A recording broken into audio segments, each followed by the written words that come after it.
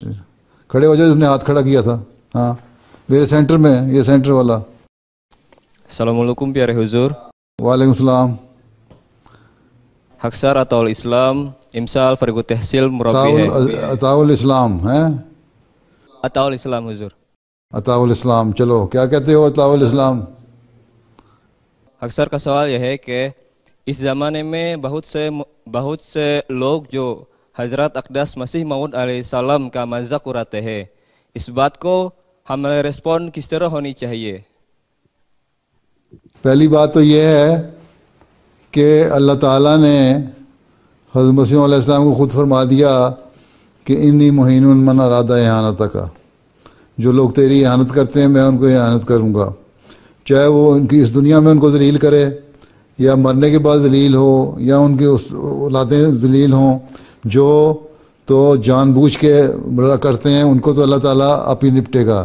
لیکن ہماری رسپانس اس میں یہی ہے جو حضرت مسیح علیہ السلام نے فرمائی ہے کہ تم نے صبر سے کام لینا ہے اور کسی کا سخت آدمی کا جواب سختی سے نہیں دینا. ٹھیک ہے، تم نے لڑائی نہیں کرنی. تمہیں بے شک میری محبت بڑی تم پہ غالب ہے، لیکن تم نے لڑائی نہیں کرنی. دیکھو آج کل ہمیں سب سے زیادہ پیارے تو حضرت صلی اللہ علیہ وسلم ہے نا. مسیح موعود علیہ السلام سے بھی زیادہ ہمیں پیارے حضرت محمد رسول اللہ صلی اللہ علیہ وسلم ہے. اور آج کل دیکھو فرانس میں اور بعض یورپین ملکوں میں ان کے خاکے بنا کے مذاق اڑایا جاتا ہے.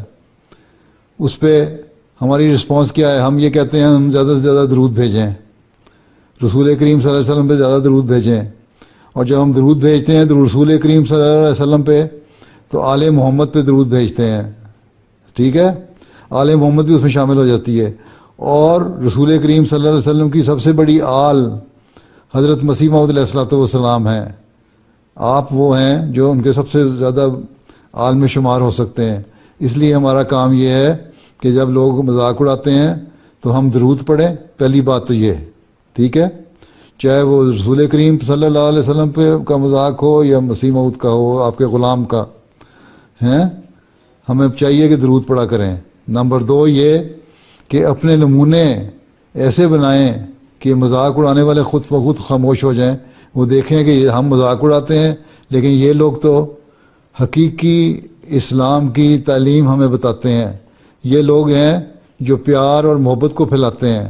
ہم ان سے نفرت کی بات کرتے ہیں، یہ ہمارے سے پیار کی بات کرتے ہیں.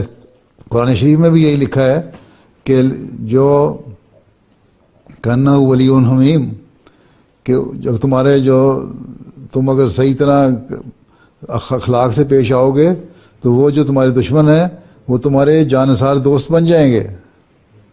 ٹھیک ہے، اس لیے ہماری رسپانس یہی ہے کہ ہم خاموشی سے اپنے عمل ٹھیک کریں، اپنی حالتوں کو بہتر کریں، اللہ تعالیٰ کے آگے جھکیں، دعا کریں کہ اللہ تعالیٰ ان لوگوں کی حالتوں کو بہتر کر.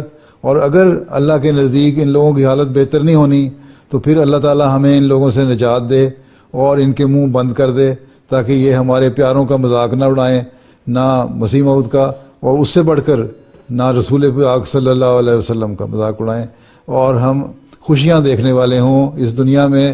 ان لوگوں کی عزت قائم جب ہوتی ہے، جب رسول پاک صلی اللہ علیہ وسلم کی عزت قائم ہوتی ہے ہمیں خوشی ہوتی ہے. جب مسیح موعود علیہ السلام جو رسول پاک صلی اللہ علیہ وسلم کے غلام ہیں ان کی عزت قائم ہوتی ہے ہمیں خوشی ہوتی ہے. تو ہمیں دعا کرنی چاہیے کہ ہم ان لوگوں کی عزت کو قائم ہوتا دیکھیں تاکہ ہمیں خوشی پہنچے. اللہ سے مانگنا ہے، ہم نے خود نہ ڈنڈا پکڑنا ہے، نہ رائفل پکڑنی ہے، نہ توپ پکڑنی ہے، نہ چھرا پکڑنا ہے، کچھ نہیں کرنا. ہم نے اللہ کے آگے جھکنا ہے، اپنی حالتوں کو بہتر کرنا ہے اور درود شریف زیادہ سے زیادہ پڑھنا ہے. ٹھیک، سمجھ آ گئی؟ آ گئی سمجھ؟